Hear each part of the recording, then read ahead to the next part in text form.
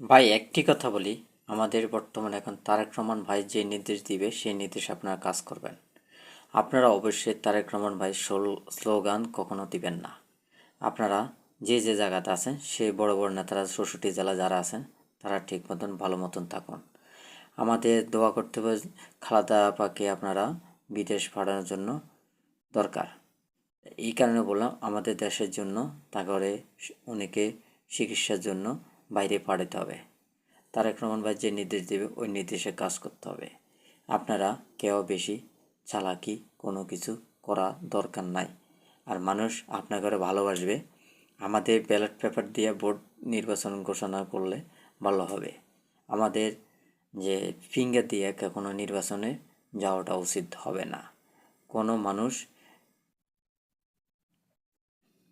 ঠিক মতন ভোট দিতে পারবে। এক, মুক্তিযুদ্ধের কার্ড এগুলো বন্ধ করে দিতে হবে। দুই, বিএনপির ভাইয়েদের কাছে একটি রিকোয়েস্ট, আওয়ামী লীগের যত মুক্তিযোদ্ধা কার্ড দিয়েছে এগুলো বন্ধ করতে হবে। তিন, আপনারা সরকার যে চাল ডাল যেগুলো আসবে এগুলো ঠিক মতন মানুষকে দিতে হবে। তারেক রহমান ভাই যে নির্দেশ দিবে ওই নির্দেশের কাজ করতে হবে। আমাদের নেত্রীর জন্য আপনারা অবশ্যই দোয়া করবেন। উনি অসুস্থ মানুষ। আজকে 17 বছরে আওয়ামী লীগের সরকার উনিকে জেলে রাখছে।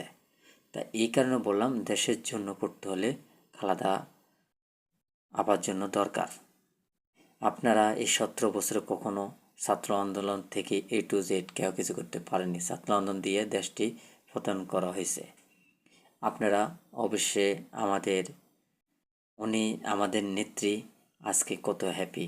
আমাদের ডক্টর ইউনূস স্যারকে থাকে আজকে উনির সাথে দেখা হয়েছে, সবার সাথে দেখা হয়েছে, উনি একটা আনন্দ খুশি হলো। তা এই কারণে বললাম আপনারা এমন কাজ করবেন না, আওয়ামী লীগের মতন কোনো খারাপ কাজ করবেন না। এটাই আমার কাছে একটা রিকোয়েস্ট। তাই এই কারণে বললাম আমাদের সবাই ভালোবাসে। আমরা যদি দুর্নীতি করি আমাদেরও বলে ওইদের মতন দুর্নীতি করি, বহুত কিছু বলে। আমি এতটুকু কিছু চাই না, দেশের ভালোর জন্যে চাই। আমাদের দেশে ঠিক মতন সব কিছু চললে তাহলে অবশ্যই মানুষের ভালো বলবে। সব কিছুর দাম এখনও বাড়তি, এগুলো কেন কমতেছে না, কী কারণ করতেছে? আমাদের বাংলাদেশে সিন্ডিকেট থাকবে, এই সিন্ডিকেট আর কখনো বন্ধ হবে না। আমি বাংলাদেশ এখন বর্তমান বলি না, রোহিঙ্গার দেশে বলতে হবে। আমাদের রোহিঙ্গা ঢুকার মানে আমরা রোহিঙ্গার দেশে বসবাস করি। ভালো থাকুন, সুস্থ থাকুন। ওকে, আসসালামু আলাইকুম।